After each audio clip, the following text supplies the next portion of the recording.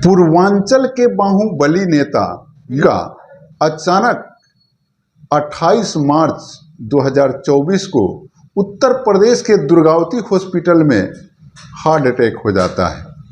और heart attack की जैसे ही पूर्वांचल में खबर पहुंचती है तैसे ही पूर्वांचल में एक हड़कंप सा मच जाता है।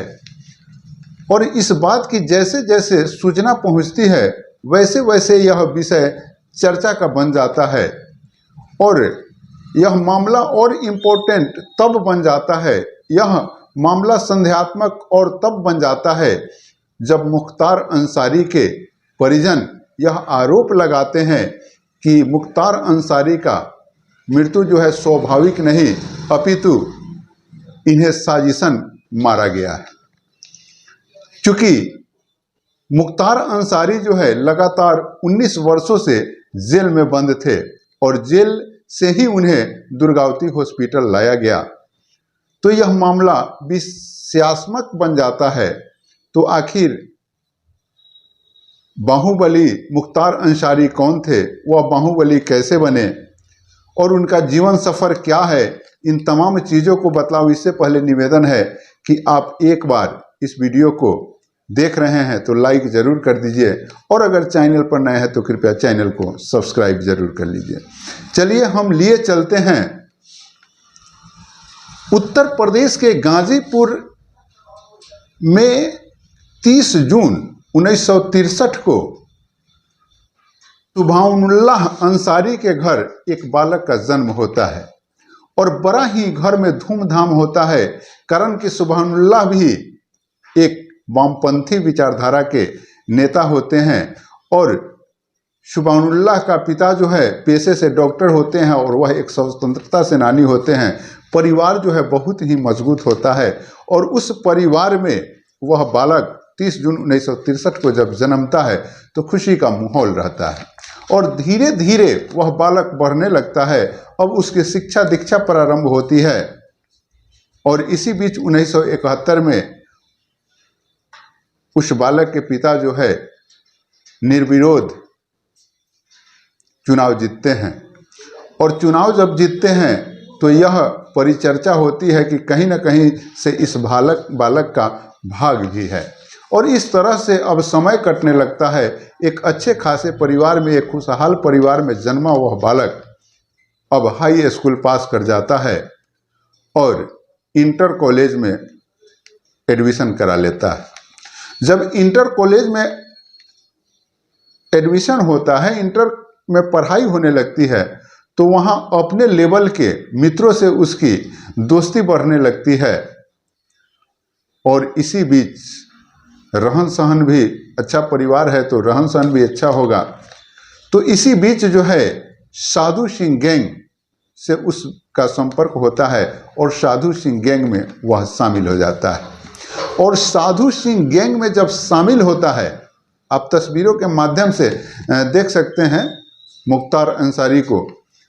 मुख्तार अंसारी हमेशा चर्चा का विषय बने रहे हैं और जब उस व्यक्ति का साधु सिंह गैंग में एडजस्टमेंट हो जाता है तो धीरे धीरे नाम जो है बढ़ने लगता है, धीरे धीरे कद जो है बढ़ने लगता है और अपराध के दुनिया में उसका नाम जो है बड़े जोरों शोरों से उछाल मारता है।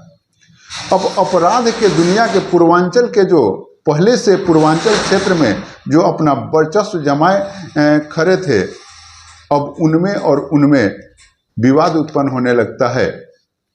ब्रजेश सिंह गैंग से विवाद बहुत ही ज़्यादा बढ़ जाता है और दोनों विवाद में दोनों तरफ से बहुत सारी चीज़ें होती है, बहुत बड़बवाल होते हैं, लेकिन अंततः जो है मुख्तार अंसारी उस पूर्वांचल पर अपना वर्चस्व कायम करने में कामयाब हो जाते हैं। अब साधारण मुख्तार अंसारी से पिता एक साफ सुथरा का छबीदार रहते हैं और उस पिता के ये पुत्र मुख्तार अंसारी अब बाहुबली मुख्तार अंसारी के नाम से पूर्वांचल में जाने जाते हैं और रंगदारी लूट जैसी घटनाओं का इनके गुर्गे अंजाम देने लगते हैं और इस तरह से तमाम चीज़ें होती है और अवैध पैसे की उगाही होने लगती है। प्रॉपर्टी का भी खरीद बिक्री का भी काम होने लगता है, अवैध संपत्ति को कब्जा करने का भी काम चलने लगता है और इस तरह से समझिए कि एक विस्तार होता है अपराध का और इनके गुर्गों में जो है सैकड़ों लोग शामिल होते हैं और ऐसे ही समय बीतने लगता है और इसी बीच एक मुकदमा 25 अक्टूबर 1988 को पहला मुकदमा मुख्तार अंसारी पर दर्ज होता है। हालांकि उस मुकदमा में मुख्तार अंसारी जो है निर्दोष साबित होते हैं, लेकिन इसके बाद जो है सिलसिला शुरू हो जाती है मुकदमाओं का और मुकदमा पर मुकदमा होने लगते हैं। अभी वर्तमान समय में 65 मुकदमा उन पर थे और अब समय आ जाता है 1996 का। 1996 में वे बसपा के टिकट पर चुनाव लड़ते हैं और विधायक बन जाते हैं मऊ विधानसभा से और मऊ विधानसभा में उनका पारी शुरू होता है। जब टिकट नहीं मिलता है तो निर्विरोध विधायक बनते हैं, टिकट मिलता है तो पार्टी के सीट से विधायक बनते हैं। यानी कि उस पूर्वांचल में अब किसी पार्टी की नहीं अपितु मुख्तार अंसारी का शासन चलने लगता है। मुख्तार अंसारी को लोग देवता के तरह मानने लगते हैं, या तो वह भय से माने या प्रेम से माने, लेकिन लोग उन्हें देवता के तरह मानने लगते हैं और वहाँ किसी पार्टी की नहीं बल्कि ये मुख्तार अंसारी ही पार्टी होते हैं। वह निर्दलीय आते हैं तो निर्दलीय जीतते हैं और पार्टी से आते हैं तो पार्टी से जीतते हैं। इस तरह से उन्होंने 3 बार जो है निर्दलीय पारी उस क्षेत्र से मऊ विधानसभा से जीत जाते हैं और अब यहाँ जब ये लगातार 5 बार विधायक बनते हैं तो यह विधायकी का भी अपना एक प्रशासनिक पकड़ होती है और उधर वो जो गुर्गे उनके हैं वे तमाम लोग काम करते हैं। इस तरह से धन का एक सैलाब खड़ा हो जाता है, धन का एक अमार खड़ा हो जाता है और समय आ जाता है 2005 का। 2005 में शासन की तब्दीसें बचती है, कारण कि विपक्ष में किसी न किसी रूप से राजनीतिक प्रतिद्वंद्विता होती है और राजनीतिक प्रतिद्वंद्विता में जब दबीसें बढ़ती है तो 2005 में जो है ये अपने आप को सिलेंडर करते हैं और जब सिलेंडर करते हैं उस समय से इनकी जेल की पारी शुरू हो जाती है। ऐसे लोग कहते हैं, लोग जो ऐसे बोलचाल के भाषा में कि कई के राज्यों में इनके जो वकील थे वह अपने से दूसरे व्यक्तियों से केस करवाए ताकि इनका बयान कराने के नाम पर जो है इनको सुरक्षित रखा जाए। मैं इस बात की पुष्टि वीडियो में नहीं करता हूं, ऐसे मौखिक रूप से जो चर्चाएं होती है उस बातों को मैं कहा हूं। तो इस तरह से यह सिलसिला चलने लगता है और इनका जेल का सफर कटने लगता है। जेल में रहते हुए भी इनके ऊपर 8 किता मुकदमा होता है और जेल में रहते हुए भी इनका सारा काम चलते रहता है। किसी प्रकार की कोई परेशानी ये महसूस नहीं कर पाते हैं। बेटा विधायक बन जाता है, भाई पहले से ही विधायक रहता है, भतीजा विधायक बनता है। इस तरह से राजनीति परिवार यह है, ये दबीसे समाज में इनका वर्चस्व हमेशा कायम रहता है। और इसी बीच जो है समय आ जाता है 28 मार्च 2024 का। 28 मार्च 2024 को दुर्गावती हॉस्पिटल जो है प्रशासन से पट जाती है, सैनिकों से पट जाती है। अफरा तफरी का माहौल रहता है, एकदम सभी लोग व्यवस्थित हो जाते हैं और एक गाड़ी वहां पहुंचता है इलाज कराने के लिए दुर्गावती हॉस्पिटल में और उसमें और कोई नहीं, मुख्तार अंसारी होते हैं। डॉक्टर उनको देखते हैं लेकिन थोड़े देर में ही खबर आती है कि इनकी मृत्यु हो गई। अब जब मृत्यु हो जाती है और यह संदेश जैसे ही पूर्वांचल में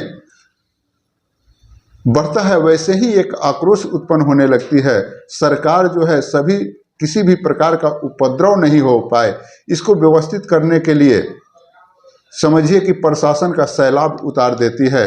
कर्फ्यू जैसा माहौल हो जाता है, इतना प्रशासन वहाँ दिया जाता है।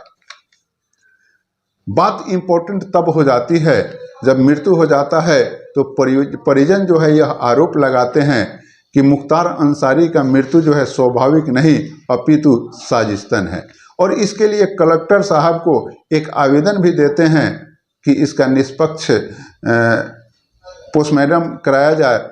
और उस हिसाब से पोस्टमार्टम होता है। पोस्टमार्टम रिपोर्ट आने के बाद पता चलेगा कि आखिर क्या सच्चाई है।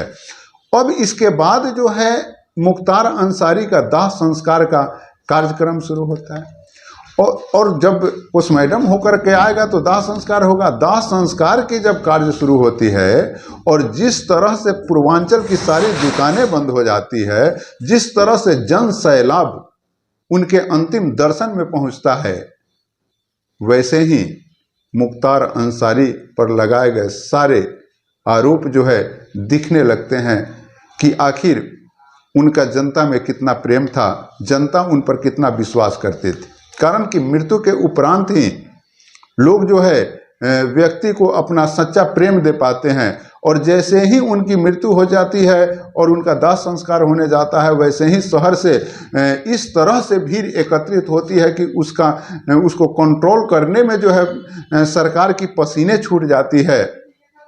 और समझिए कि प्रशासन का इस तरह से व्यवस्था होता है कि मानो कि कोई संग में जा रहा हो, इस तरह की व्यवस्था होती है। और यह व्यवस्था लोगों का प्रेम झलकाता है।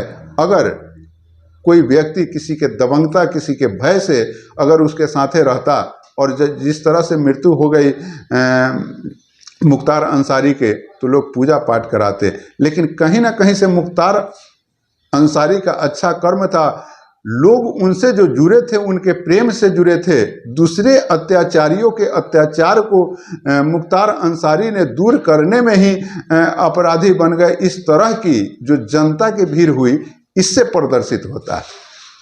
मित्रों, मैं यह वीडियो किसी को दुख पहुंचाने या परेशान करने के लिए नहीं, अपितु आपको जानकारी देने के लिए दे रहा हूं कि किस तरह से किसी के साथ कुछ होता है और किस तरह से जनता कब कैसे उसके साथ ट्रीट करती है, यह वह व्यक्ति जान भी नहीं पाता है।